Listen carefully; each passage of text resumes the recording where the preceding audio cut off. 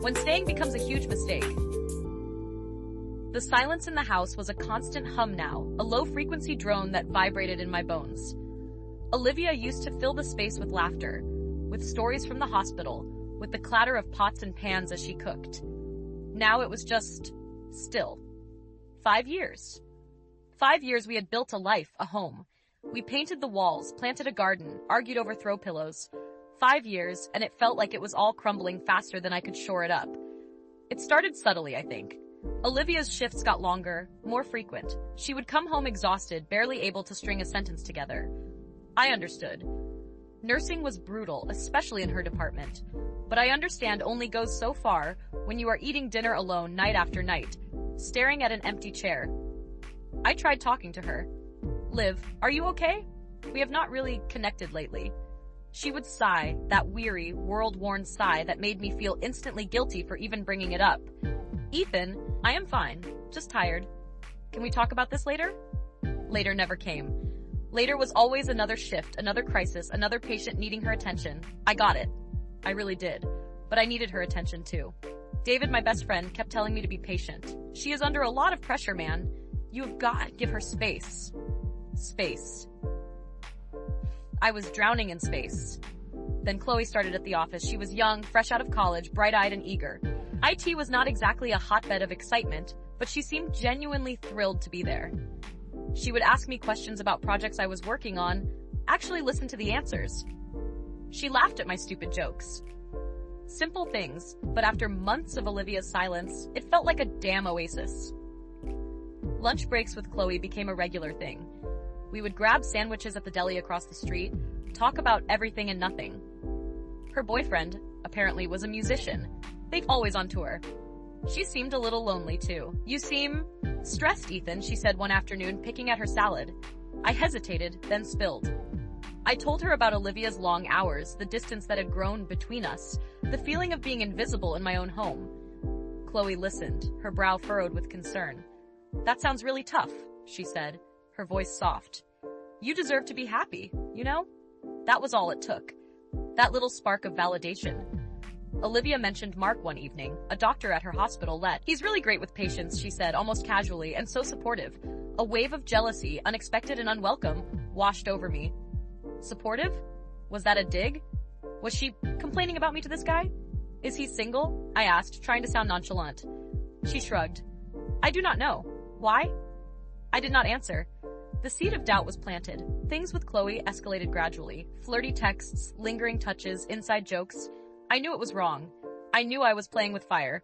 But the attention, the feeling of being wanted, was addictive. It filled the void Olivia had left. You have to be careful, man, David warned me over beers one night. This is a slippery slope. You are going to screw things up. I brushed him off. It is just friendly. We are just friends.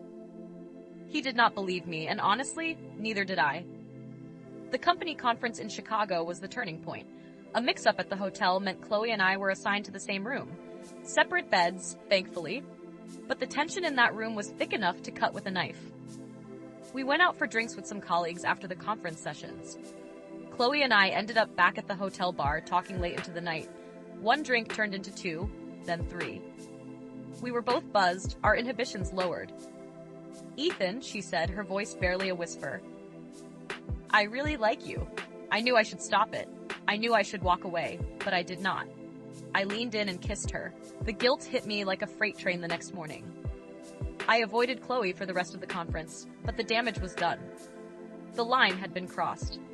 Back home, I tried to act normal, but I could not. The lies felt heavy, suffocating. I was constantly on edge, afraid of getting caught. Olivia noticed the change. What is going on with you? She asked one night, her eyes narrowed. You have been acting weird. I mumbled something about work stress, but she did not buy it. Then Sarah, Olivia's best friend, saw Chloe and me together at a company picnic. She saw the way we looked at each other. She told Olivia. The confrontation was brutal. Olivia was furious, heartbroken. How could you? She screamed, tears streaming down her face. How could you do this to me? To us? I tried to deny it at first, but the lies would not come. The guilt was too much. I confessed everything. She slapped me. Hard. Get out, she said, her voice trembling. Get out of my house. I packed a bag and left. The silence in the house was deafening now, the hum replaced by a hollow, aching void. I crashed on David's couch for a few days, then found a small, depressing apartment. It smelled like stale cigarettes and regret. Olivia would not answer my calls. My texts went unanswered. I was dead to her. I tried reaching out to Chloe, but she was different now, distant. "This was a mistake, Ethan," she said, her voice cold. "I cannot do this. I have a boyfriend." So that was it. I lost everything for a brief, intoxicating moment of validation, a moment that turned out to be a lie. Then came the HR meeting. Someone had reported the affair, violation of company policy. I was fired, unemployed, alone, and hated by the woman I loved. That was my reality. I tried therapy, couples therapy with Olivia, but she was just going through the motions. The trust was gone, shattered beyond repair. "I do not know if I can ever forgive you." That if she said during one particularly painful session, "You broke something inside me." We separated a few months later. The divorce papers are sitting on my kitchen counter, waiting to be signed. I see Olivia sometimes at the grocery store, at the park. She looks different. Sadder, but also stronger. She does not acknowledge me. I am a ghost to her. Chloe moved to a different department at work, avoiding me. I heard she is doing well. Happy, even. I sit in my apartment most nights, staring at the walls, replaying the events in my head. The what-ifs, the should-haves, the could-have-beens. The silence is still there, but it is not the same silence as before. It is a heavier silence now, filled with the weight of my mistakes, the echoes of broken promises, the realization that I destroyed my own happiness. I wanted to feel something, anything, other than the gnawing emptiness. I made a choice, and now I am living with the consequences. Staying became a huge mistake.